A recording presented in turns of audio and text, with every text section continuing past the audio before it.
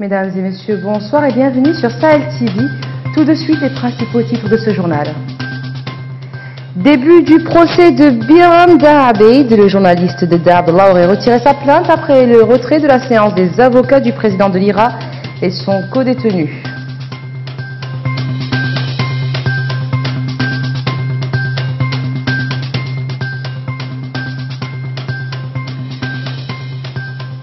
Le président de la République, Mohamed Abdelaziz, lauréat du prix Mandela 2018, cette distinction récompense sa vision stratégique en matière de sécurité.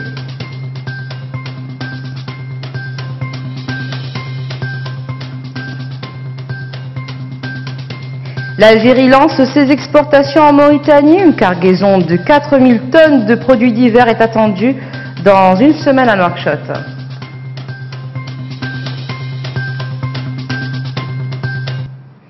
Merci d'être avec nous. Le procès du député Biram Da Abeid et son codétenu Abdallah Hussein Messoud s'est ouvert ce matin devant le tribunal correctionnel d'Ararat à Nouakchott. On apprend que le journaliste de Dafadel a retiré ce soir sa plainte contre Biram après le retrait de la salle des avocats de ce dernier.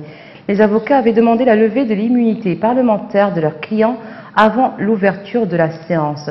Ce matin, des centaines de militants d'IRA s'étaient rassemblés devant l'institution judiciaire pour accueillir leur leader et lui manifester leur soutien. Un reportage de Cyril Sidibé.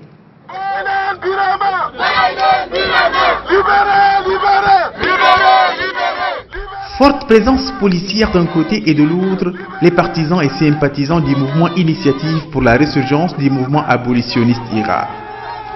Ils sont venus manifester devant le tribunal correctionnel d'Arafat pour réclamer la relâche du leader anti-esclavagiste, Biram Da Abeid.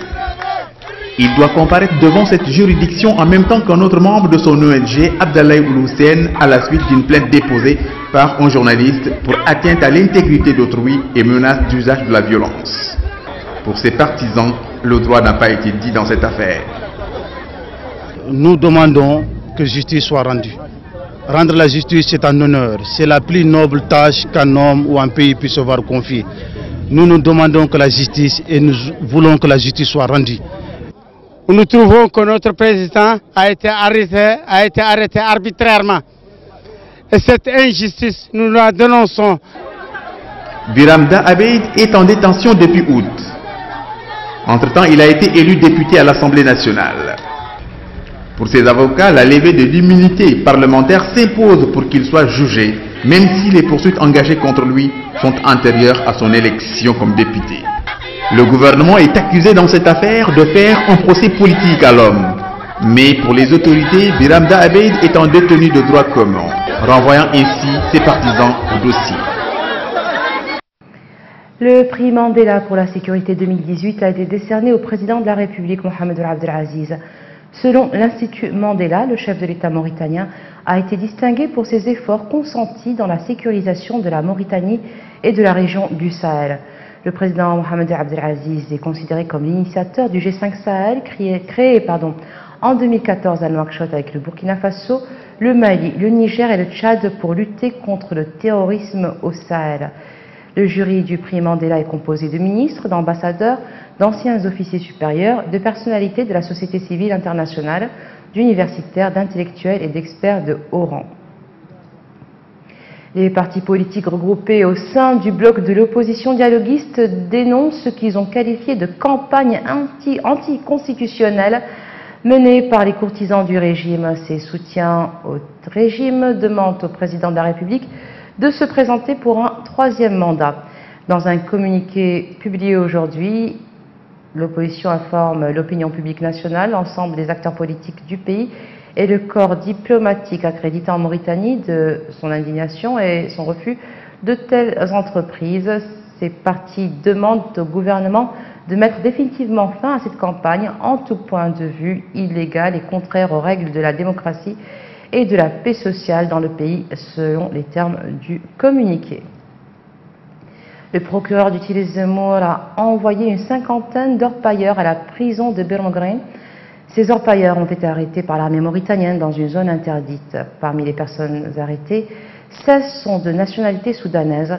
L'armée mauritanienne avait identifié la zone d'exploration aurifère de Grebendoro, mais les détenus ont été arrêtés dans la zone de Mjeidat, dans le nord-est de la wilaya du Tirezemour. Il s'agit d'une zone militaire fermée aux orpailleurs. L'exploration de l'or dans le nord de la Mauritanie a commencé à devenir une activité économique générant des revenus avec une valeur ajoutée d'environ 250 millions de dollars par an. L'Algérie vient de lancer la première opération d'exportation de ses produits vers la Mauritanie. Au total, plus de 4000 tonnes de produits algériens ont été acheminés par voie terrestre au poste frontalier de Tindouf qui a été ouvert en août dernier, dans leur route pour Nouakchott et d'autres principales villes du pays. Ce convoi de marchandises se compose de produits agricoles, électroménagers, alimentaires et sanitaires. La cargaison devra arriver à Nouakchott dans une dizaine de jours. L'Algérie a organisé en octobre dernier sa première foire des produits algériens à Nouakchott en prévision des opérations des exportations et des investissements dans ce pays. Une autre opération d'exportation vers Nouakchott est prévue dans les 15 prochains jours.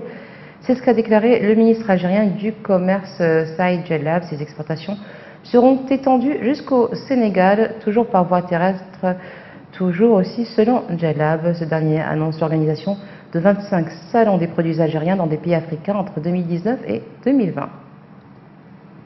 L'état d'urgence a été décrété aujourd'hui au Burkina Faso. Le Burkina Faso qui est en proie à des attaques djihadistes récurrentes. Cette mesure concerne 7 régions sur les 13 que compte le pays. Il s'agit des régions des Hauts-Bassins, de la boucle du Moun, des Cascades, du centre-est, de l'Est, du Nord et du Sahel. Au Soudan, les forces anti-émeutes ont tiré aujourd'hui des gaz lacrymogènes pour disperser les manifestants à Khartoum. Ces manifestants planifiaient de défiler jusqu'au palais présidentiel sur fond de protestations antigouvernementales. Des centaines de policiers, membres des forces de sécurité et même des soldats ont été déployés dans la capitale dès le matin pour empêcher cette marche. C'est un groupe de la société civile rassemblant médecins, enseignants, professeurs et ingénieurs qui a appelé à la marche de ce lundi. Au moins 19 personnes, dont 2 membres des forces de sécurité, ont été tuées selon les autorités. Les autorités qui affirment que la plupart des manifestants ont été victimes d'incidents liés au pillage. En République démocratique du Congo, l'opposition s'est dite convaincue qu'un de ces 2 candidats allait sortir vainqueur de l'élection présidentielle de dimanche sur la base des premiers dépouillements. La coalition au pouvoir a assuré de son côté que son candidat l'avait emporté. Ces déclarations des 2 camps ajoutent à la confusion au terme d'un scrutin perturbé par les problèmes de sécurité, une épidémie de fièvre Ebola, des pannes et autres difficultés logistiques, faisant craindre de nouvelles violences comme celles qui avaient éclaté après les précédentes élections présidentielles en 2006 et 2011. Dans ce contexte, des habitants de la capitale Kinshasa, mais aussi de Goma dans l'est du pays, ont indiqué que la plupart des connexions Internet mobiles étaient coupées ce matin. Le vote de dimanche vise à désigner le successeur de Joseph Kabila au pouvoir depuis 18 ans et dont le mandat a expiré il y a 2 ans. 30 enfants russes dont les mères sont emprisonnés en Irak pour appartenance au groupe État islamique sont arrivés hier à Moscou en provenance de Bagdad et ils ont été conduits dans un hôpital. Les pères de ces enfants âgés de 3 à 10 ans auraient été tués dans les 3 années de combat entre les groupes djihadistes et les troupes irakiennes qui ont chassé fin 2017 l'État islamique de l'ensemble des centres urbains du pays. Selon le service de presse du ministère de la Santé russe, les enfants ont été conduits dès leur arrivée vers un hôpital du centre de Moscou. Ils subiront des examens poussés. Leur état de santé est inquiétant. Rétrospective de l'année 2018 pour terminer, plusieurs événements ont rehaussé la position de la Mauritanie sur la scène internationale. Nous nous focalisons ce soir sur 2 faits marquants de l'année. Le 31e sommet de l'Union africaine et la qualification des Morabitoun à la Coupe d'Afrique des Nations 2019, rétrospective faite par Hamaoula Diagana. L'année 2018 s'achève, laissant derrière elle des événements inoubliables dans l'histoire de la Mauritanie.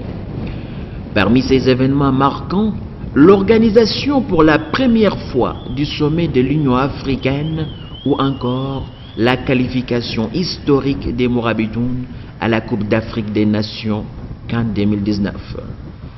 Le 31e sommet des dirigeants de l'Union africaine, UA, le premier à se dérouler en République islamique de Mauritanie.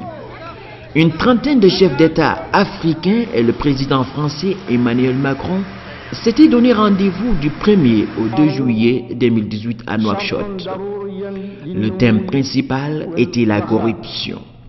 Vu la grandeur de l'événement, les autorités mauritaniennes ont construit spécialement des infrastructures pour ce rendez-vous, notamment le Centre international des conférences Al-Mourabitoun, un édifice flambant neuf pouvant abriter des grandes rencontres internationales.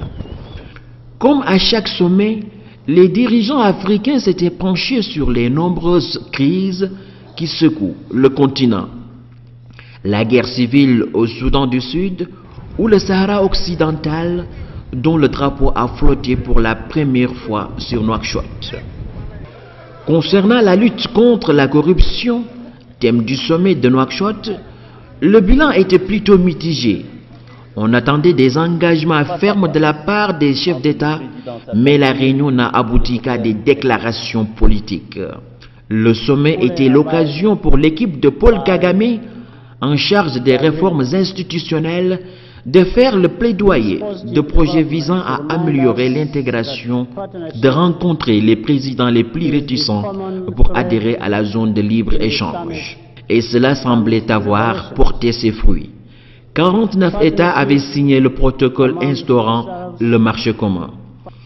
Après l'événement historique au Centre international Al-Mourabitoun, la qualification historique des Mourabitoun en phase finale de Coupe d'Afrique des Nations.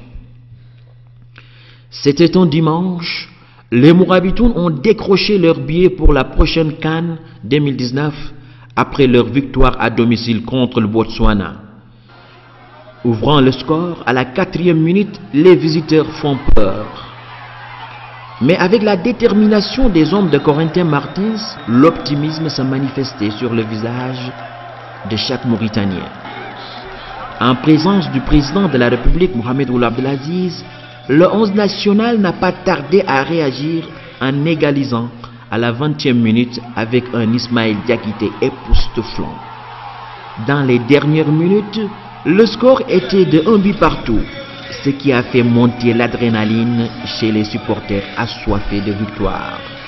84e minute, Ismaël Diakité encore redonne l'avantage aux Mourabitoun en inscrivant le but de la qualification. Le score est de 2-1 en faveur des hommes de Corentin Martins.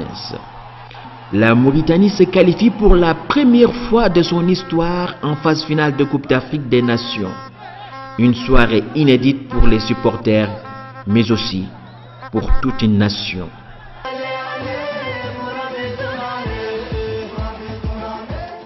Et ainsi s'achève ce journal. Tout de suite le rappel des titres. Début du procès de Biram Daabeid, le journaliste Dada Abdallah aurait retiré sa plainte après le retrait de la séance des avocats du président de l'IRA et son co-détenu.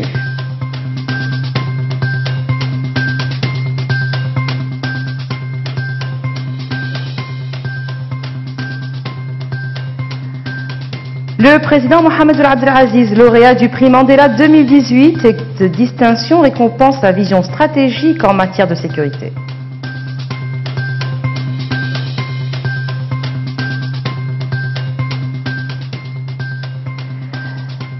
L'Algérie lance ses exportations en Mauritanie. Une cargaison de 4000 tonnes de produits divers est attendue dans une semaine à Nouakchott.